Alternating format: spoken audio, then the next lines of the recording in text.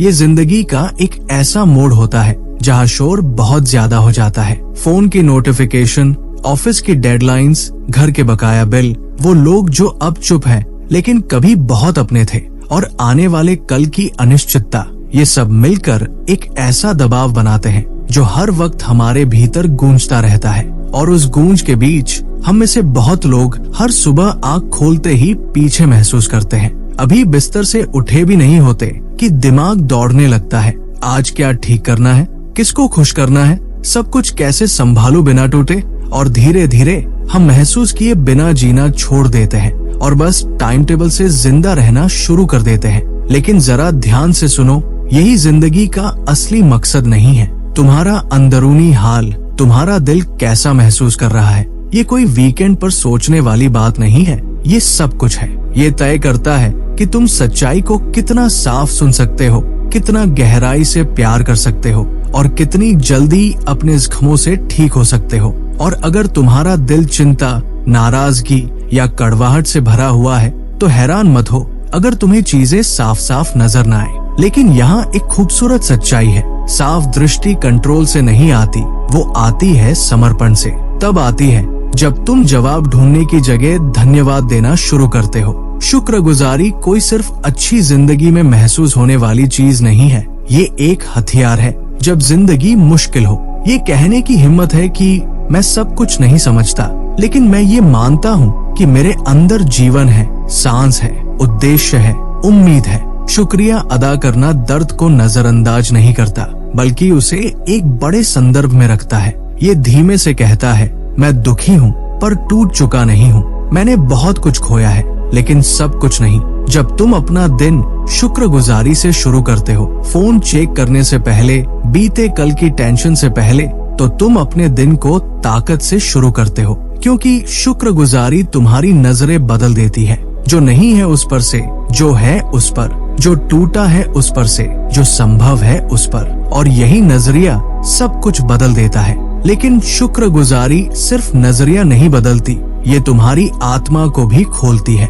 जब तुम दिल से आभारी होते हो तो तुम सिर्फ लोगों के लिए नहीं, बल्कि समझदारी, सलाह और परम ज्ञान के लिए भी खुले हो जाते हो। तुम बेहतर सुनते हो, साफ देख पाते हो। शुक्रगुजारी तुम्हारे दिल को नरम बनाती है ताकि तुम कड़वे, डिफेंसिव या सुन्न होकर न जियो। इसलिए ये जरूरी है कि तुम अपनी सुबह इसी से शुरू करो। सिर्फ इसलिए नहीं कि ये अच्छा लगता है, बल्कि इसलिए कि ये आध्यात्मिक रूप से जरूरी है। अपनी सांसों से शुरू करो, अपने सिर के ऊपर की छत से, दोबारा कोशिश करने की ताकत से। चाहे तुम्हारी दुनिया टूटी हुई लगे, लेकिन अगर तुम ध्यान से देखो तो कहीं न कहीं उम्मीद की एक किरण होती ही है। और जब तुम उस एक एक अच्छाई को नाम देना शुरू करते हो, तुम्हारी आत्मा अगली चीज के लिए तैयार हो जाती है। लेकिन एक मुश्किल यही है, जब शुक्रगुजारी तुम्हें जोड़ती है तब ये दुनिया तुम्हें भटकाती है। और यहीं से हम ज्यादातर लोग चुपचाप फिसलने लगते हैं। हम अपने शरीर का तो ध्यान रखते हैं, पासवर्ड को लेकर बहुत सतर्क रहते हैं, लेकिन अपने दिल और दिमाग के दरवाजे हर चीज के लिए खोल देते हैं। हम घंटों स्क्रॉल करते हैं, बिना सोचे देखे चले जाते हैं। ऐसी बातें सुनते हैं जो हमें और उलझा देती है। उन लोगों से जलते हैं जिन्हें हम जानते तक नहीं, और ऐसा कंटेंट खाते हैं जो हमें और खाली बना देता है। फिर हम सोचते हैं कि हमारी उम्मीद इतनी कमजोर क्यों हो गई है, हमारा मन इतना बिखरा क्यों है। जो तुम हर रोज अपने अंदर डालते हो, वो या तो तुम्हारे भरोसे को बढ़ाता है या उसे कमजोर करता है। तुम्हें कोई रूल बुक नहीं चाहिए ये जानने के लिए कि क्या सही है, बस ईमानदारी चाहिए। अगर जो तुम देख रहे हो, सुन रहे हो या कह रहे हो, उससे तुम्हें ज्यादा चिंता, जलन, सुस्ती या गुस्सा महसूस हो रहा है, तो वो तुम्हारी आत्मा को खाना नहीं दे रहा, वो उसे खोखला कर रहा है। और तुम्हारी आत्मा नाजुक नहीं है, लेकिन पवित्र जरूर है। इसकी सुरक्षा करो जैसे तुम्हारा भविष्य इसी पर टिका है, क्योंकि सच में यही है। ये परफेक्शन की बात नहीं है, ये समझदारी की बात है। और समझदारी कहती है, अगर कोई चीज तुम्हें रोशनी की ओर नहीं ले जाती तो वो तुम्हारे समय के लायक नहीं है। हम एक झूठ भी बहुत बार मान लेते हैं कि छोटी छोटी बातें जो हमारे दिमाग में जाती हैं, वो हमें ज्यादा प्रभावित नहीं करती, लेकिन जो तुम पोषण देते हो वही बढ़ता है। और जिसे भूखा रखते हो वो मरता है। ये कोई सुझाव नहीं, ये नियम है। अगर तुम तुलना को पोषण दो वो बढ़ेगी, अगर तुम कड़वाहट को खिलाओगे वो खिल उठेगी, लेकिन अगर तुम शांति, भरोसा और उम्मीद को पोषण दोगे तुम्हारी आत्मा मजबूत होगी। अपना फोकस बचाओ, अपने इनपुट को चुनकर लो। इतना बहादुर बनो कि उस चीज को ना कह सको जो तुम्हें थका रही है, इवन अगर सब उसे हाँ कह रहे हो।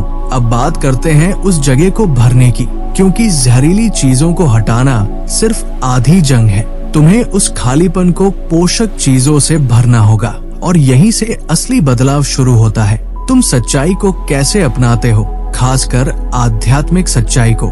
ज्यादातर लोगों को सिखाया गया है कि पढ़ो, सीखो, पूरा करो, बस काम खत्म करो। लेकिन सच्चाई कोई चेकलिस्ट नहीं होती जिसे टिक करना है। सच्चाई एक बातचीत की तरह होती है जिसे सुनना होता है। समझदारी इस बात पर नहीं है कि तुमने कितना पढ़ा, बल्कि इस पर है कि तुमने कितना सुना। जानकारी को पढ़ना और अंदर से बदलाव महसूस करना, इन दोनों में फर्क है। जब तुम दिल से ये सोचते हो कि मुझसे आज क्या कहा जा रहा है, तभी बदलाव शुरू होता है। सच्चाई जिंदा है, वो बोलती है, वो झकझोरती है, वो सांत्वना देती है, लेकिन वो शोर में नहीं चिल्लाती, वो ठहराव का इंतजार करती है। इसलिए जब भी तुम रिफ्लेक्शन के पल में जाओ, जल्दी में नहीं, खुले दिल से जाओ। कुछ दिन ऐसे होंगे जब तुम्हारा दिल भारी होगा और तुम्हें किसी कहानी की जरूरत होगी जो तुम्हारी भावना को समझे। कुछ दिन भ्रम भरे होंगे और तुम्हें दिशा दिखाने वाले शब्द चाहिए होंगे। और कभी कभी हताशा में तुम्हें बस इतना जानना होगा कि तुम कौन हो और किसके हो। लेकिन हर बार धीरे चलो, पेन हाथ में लेकर पढ़ो। जो तुम्हें हिला दे उसे लिख लो, जो तुम्हें चुनौती दे उसे जोर से बोलो, जो तुम्हें छू जाए उस पर सोचो। इस प्रक्रिया को जल्दी में मत करो। असली बदलाव कभी भी झटपट नहीं होता, वो धीरे धीरे पकता है। लेकिन सेवा करना भी तब मुश्किल हो जाता है जब तुम्हारा दिल अभी भी डरा हुआ या बंद हो। और यहाँ पर आता है सबसे कठिन लेकिन सबसे आजाद करने वाला एक अभ्यास, माफ करना। सच कहें तो माफ करना कोई स्वाभाविक काम नहीं है। जब कोई तुम्हें चोट देता है तो स्वाभाविक प्रतिक्रिया होती है खुद को बचाना या बदला लेना। हम अपने गुस्से को ऐसे पकड़े रखते हैं जैसे वो कोई हथियार हो। सोचते हैं कि शायद इससे इंसाफ हो जाएगा, लेकिन हम ये भूल जाते हैं कि कड़वाहट हमें ज्यादा नुकसान देती है, किसी और को नहीं। तुम्हारे पास गुस्से का पूरा हक है। तुम्हें धोखा लगा है, ये भी सच है, लेकिन तुम्हारे पास आजाद होने का भी पूरा हक है। माफ करने का मतलब ये नहीं कि जो हुआ वो ठीक था, ना ही इसका मतलब है कि दोबारा भरोसा करना है या सब भूल जाना है। इसका मतलब है कि अब तुम उस दर्द को अपनी पहचान नहीं बनने दे रहे हो।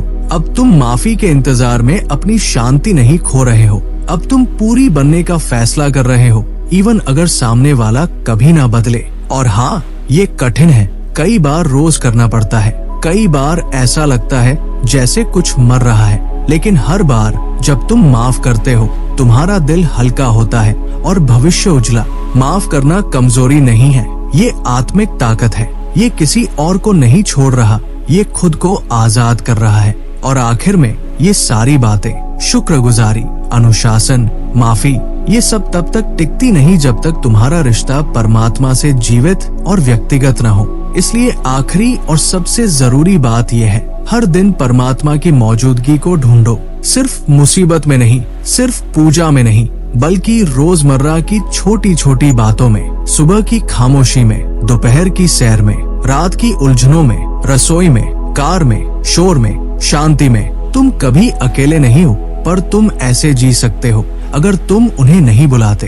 तुम्हें कोई बड़ी बड़ी बातें नहीं बोलनी, ना ही लंबी लंबी प्रार्थनाएं। बस एक सच्चा दिल चाहिए। जैसे हो वैसे आओ, जैसे दोस्त से बात करते हो वैसे बात करो। अगर गुस्सा हो तो कहो, थके हो तो मान लो, कंफ्यूज हो तो मदद मांगो।